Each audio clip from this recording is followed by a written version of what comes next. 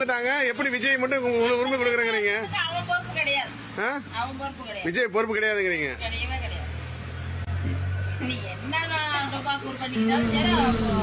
இப்ப நீங்க விஜய்க்கு தான் ஓட்டு போடுவீங்க.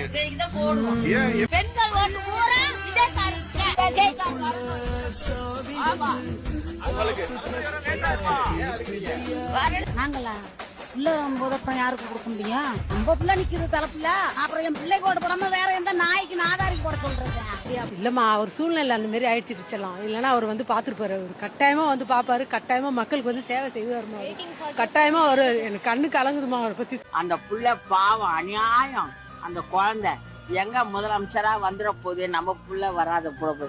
எதிர்கட்சிக்காரங்களா ரொம்ப மோசமானவங்கம்மா. அம்மா கேட்பாங்க, என் தம்பி கேட்பான், என் வீட்டுக்கார கேட்பாரு. அப்ப எப்படி அது ஓட்டா மாறாத உங்களுக்கு இருக்கும்? எதிர்கட்சிக்காரங்க கூட ஒண்ணு செஞ்சு போட்டு அவர் மேல பழி போடலாம். அதனால வந்து அவர் வராது இருந்தது ரொம்ப நல்லது. கவலைப்பட்டோம். இல்லாதவங்களுக்கு அவரு தான் வரணும். நாங்க எங்கள் ஓட்டு, எங்க பேரம் பேத்தி எல்லாமே இவருக்கு தான் போடுவோம். விஜய் தம்பி நினைச்சு ரொம்ப நான் சந்தோஷப்படுறேன். என் பேரை தான் என் பேரனுக்கு வச்சிருக்கேன். நீங்க பதவியில உட்கார்ந்து எல்லாத்துக்கும் நன்மை செய்யுங்க. விஜய் சார் வரணும். எங்களுக்கு மெயின் அவர் தான். எப்படி சொல்றீங்க மெயின்? எங்களுக்கு